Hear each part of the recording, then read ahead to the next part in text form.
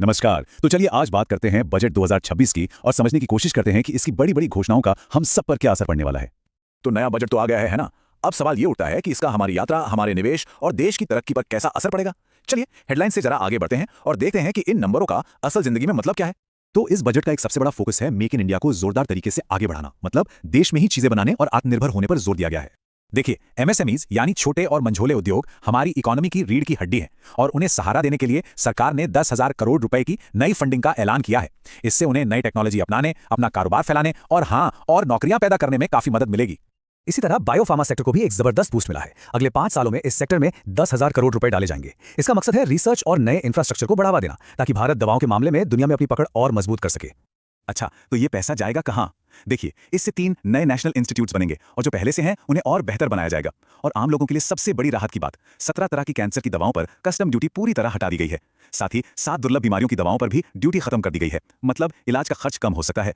सरकार का लक्ष्य एकदम साफ है, 40,000 करोड़ रुपए लगाए जा रहे हैं ताकि भारत इलेक्ट्रॉनिक्स और सेमीकंडक्टर बनाने का एक ग्लोबल हब बन सके। मतलब अब हम चिप्स और दूसरे इलेक्ट्रॉनिक सामान के लिए दूसरे देशों पर कम निर्भर रहना चाहते हैं। और ये कदम बहुत ही स्ट्रैटेजिक है। रेयर अर्थ कॉरिडोर बनाए जा रहे हैं ओडिशा, केरला, तमिलनाडु और आंध्र प्रदेश में। ये वो मिनरल्स हैं जो हमारे स्मार्टफोन से लेकर इलेक्ट्रिक गाड़ियों तक हर चीज में लगते हैं। फिलहाल इस बाजार में चीन का लगभग 90% कब्जा है और भारत इस तस्वीर को बदलना चाहता है। चलिए अब मेक इन इंडिया से आगे बढ़ते हैं और देखते हैं कि एक आधुनिक भारत बनाने के लिए यानी इंफ्रास्ट्रक्चर पर क्या हो रहा है। ये आंकड़ा देखिए, 12.2 लाख करोड़ रुपए। यह है टोटल कैपिटल एक्सपेंडिचर या जिसे कैपेक्स कहते हैं। अब ये कैपेक्स होता क्या है? आसान भाषा में कहें तो ये वो पैसा है जो सरकार देश में सड़कें, पोर्ट्स, एयरपोर्ट्स और रेलवे जैसी लॉन्ग टर्म चीजें बनाने पर खर्च करती है। और इस बड़े खर्च में रेलवे का हिस्सा भी काफी बढ़ा है। पिछले साल के 78,000 करोड़ के मुकाबले इस साल ये बढ़कर 93,000 करोड़ हो गया है। जाहिर है फोकस रेलवे को मॉडर्न बनाने पर है। और ये जो बढ़ा हुआ पैसा है, इसका एक बड़ा हिस्सा जाएगा हाई स्पीड रेल के विस्तार में। 7 नए हाई स्पीड रेल कॉरिडोर की घोषणा हुई है, जिनमें मुंबई, पुणे, हैदराबाद, बैंगलोर और दिल्ली, वाराणसी जैसे बड़े रूट शामिल हैं। मतलब शहरों के बीच सफर और भी तेज हो जाएगा। रेलवे के अलावा देश की सुरक्षा पर भी खर्च बढ़ा है। नया डिफेंस बजट है 7.84 लाख करोड़ रुपए, जो पिछले साल से 15% से भी ज्यादा है। ये दिखाता है कि नेशनल सिक्योरिटी एक बड़ी प्राथमिकता बनी हुई है। तो ये सब तो हो गई बड़ी बड़ी बातें, देश, इंडस्ट्री, इंफ्रास्ट्रक्चर। लेकिन सवाल ये है कि इन सब का हमारी जेब पर क्या असर पड़ेगा। चलिए 3 ऐसे ही बड़े बदलावों को समझते हैं। पहला बदलाव जुड़ा है विदेश यात्रा से।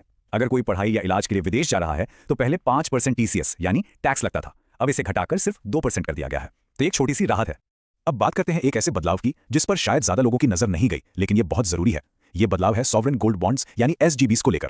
देखिए, पहले क्या होता था कि एसजीबी जब मैच्योर होते थे तो उस पर होने वाले मुनाफे पर कोई टैक्स नहीं लगता था, किसी के लिए भी।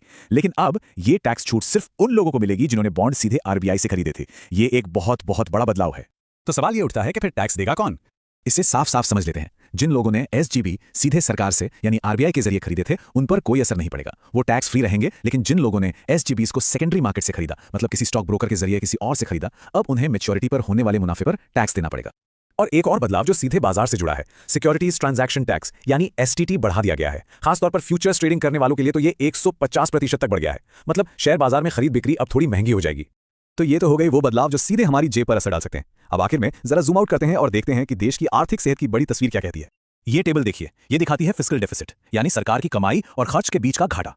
जैसा कि हम देख सकते हैं, सरकार लगातार इस घाटे को कम करने की कोशिश कर रही है। FY22 में ये जीडीपी का 6.8% था और FY27 तक इसे 4.3% पर लाने का टारगेट है। और इस घाटे को कम करने का एक तरीका है विनिवेश यानी डिसइन्वेस्टमेंट। सरकार ने अगले साल के लिए 80,000 करोड़ रुपए का टारगेट रखा है। इसका मतलब है कि हम उम्मीद कर सकते हैं कि कुछ और सरकारी कंपनियों में सरकार अपनी हिस्सेदारी बेचेगी। तो ये था बजट 2026 का पूरा लेखा जोखा। एक तरफ मैन्युफैक्चरिंग और इंफ्रास्ट्रक्चर पर बड़ा दाव है, तो दूसरी तरफ देश की आर्थिक स्थिरता को भी साधना है। सवाल यही है कि क्या ये बजट इन दोनों के बीच सही संतुलन बना पाएगा? इसका जवाब तो खैर आने वाला वक्त ही देगा।